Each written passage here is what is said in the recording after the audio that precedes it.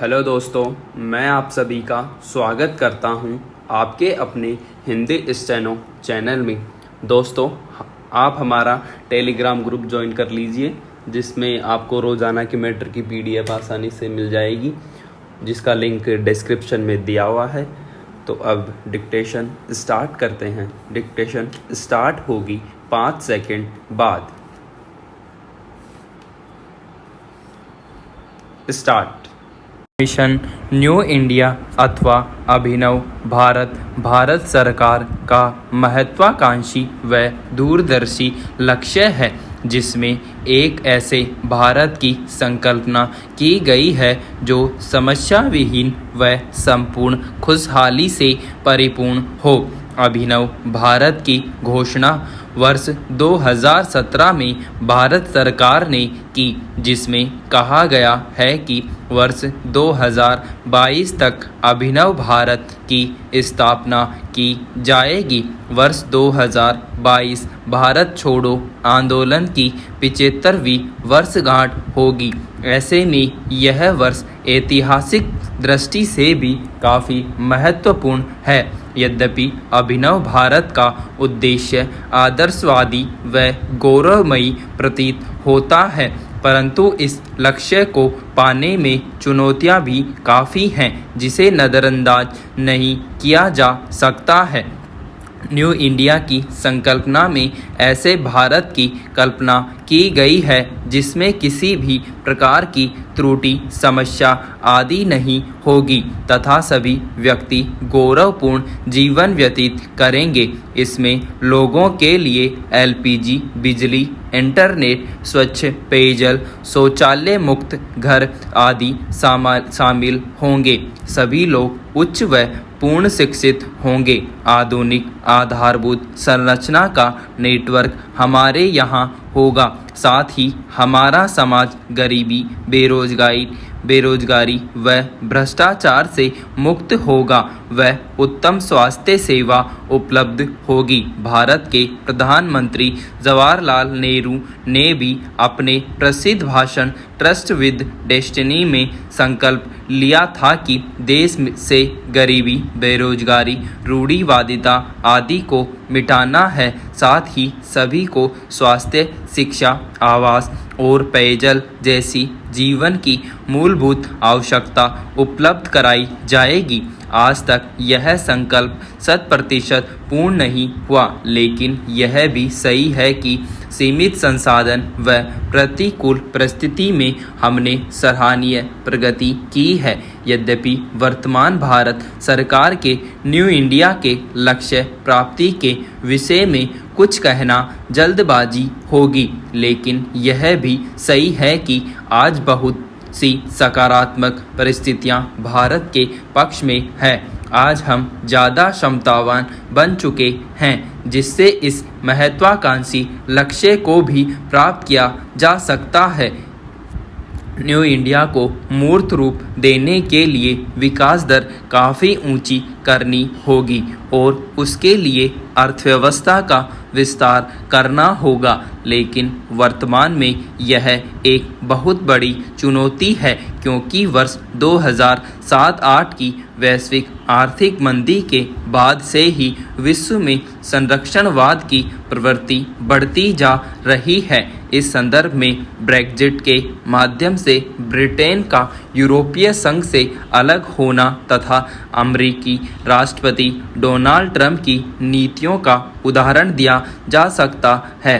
इसके साथ ही अमेरिकी चीन में उत्पन्न ट्रेड वार तथा भारतीय अर्थव्यवस्था की प्रतिकूल स्थिति प्रमुख है। हमने आज तक समावेशी विकास को प्राप्त नहीं किया है। आज भी भारत के 10% लोगों के पास 90% संपत्ति है, जो घोर असमानता का प्रतीक है। इस प्रकार ऊंची विकास दर को प्राप्त करना अपने आप में बड़ी चुनौती है। फिर कोरोना महामारी ने पूरे विश्व की अर्थव्यवस्था के साथ भारत की अर्थव्यवस्था को प्रतिकूल रूप से प्रभावित किया है। दूसरी प्रमुख चुनौती मानव संसाधन के उचित प्रयोग की है। वस्तुतः हम आज तक जनांकीय लाभांश का लाभ नहीं उठा पाए हैं। 135 करोड़ की आबादी में 62% आबादी 59 वर्ष से कम आयु की है, अर्थात ये लोग कार्यबल में शामिल है, लेकिन इनका कौशल विकास करना अपने आप में चुनौती है। वस्तु स्थिति यह है कि कार्यबल के 50% लोग कृषि क्षेत्र में प्रच्छन्न बेरोजगारी के रूप में अपनी ऊर्जा नष्ट कर रहे हैं। डिग्री धारक युवा चतुर्थ वर्ग की नौकरी तक के लिए परेशान हैं। सभी लोगों को रोजगार देना एक चुनौतीपूर्ण कार्य है, अतः न्यू इंडिया को मूर्त रूप देना बहुत ही कठिन प्रतीत होता है। न्यू इंडिया के निर्माण में महिलाओं का योगदान अनिवार्य है, लेकिन भारत में महिलाओं की स्थिति आज भी अपेक्षाकृत दयनीय है। भारत समाज पितृसत्तात्मक समाज है, जहां पर महिलाओं को पूर्ण आज़ादी नहीं मिलती है।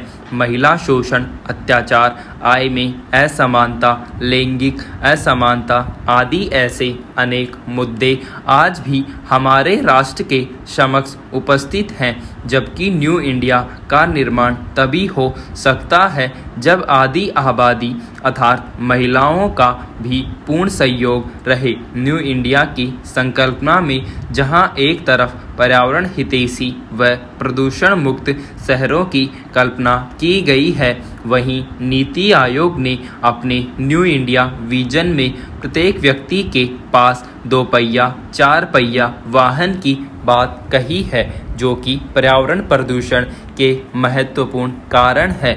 इस संदर्भ में न्यू इंडिया की संकल्पना व नीति आयोग का विजन अपने आप में विरोधाभास है। ऊर्जा किसी भी देश के विकास का महत्वपूर्ण ईंधन होता है, लेकिन वर्तमान में भारत अपनी ऊर्जा आवश्यकता का 80% आयात करता है, जिस कारण अन्य सामाजिक सुरक्षा योजना एवं विकास परियोजनाओं पर ध्यान नहीं दे पाता है। इस प्रकार ऊर्जा में आत्मनिर्भरता प्राप्त करना एक प्रमुख चुनौती है। न्यू इंडिया के निर्माण में गिरता लिंगानुपात, उच्च शिक्षा व मृत्यु दर, निम्न गुणवत्ता की शिक्षा व निम्न स्तर की स्वास्थ्य सुविधाएं इत्यादि बाधक हैं। इसके अतिरिक्त कोरोना वायरस महामारी के प्रकोप से पूरी दुनिया परेशान है। इसने वैश्विक अर्थव्यवस्था को भारी नुकसान पहुंचाया है। देश की आर्थिक विकास दर लगभग नकारात्मक तक पहुंच गई है तथा बेरोजगारी भयंकर रूप से बढ़ गई है। न्यू इंडिया की संकल्पना को मूर्त रूप देने में अलगाववाद, उग्रवाद, आतंकवाद, नक्सलवाद, सांप्रदायिकता, मॉब लिंचिंग, क्षेत्रीय असमानता, किसानों की आत्महत्या इत्यादि अनगिनत ऐसी समस्याएं हैं जो बाधा उत्पन्न करती हैं। इसके बावजूद भारत में कई संभावनाएं मौजूद है। चुनौतियों के साथ संभावनाएं भी मौजूद होती हैं।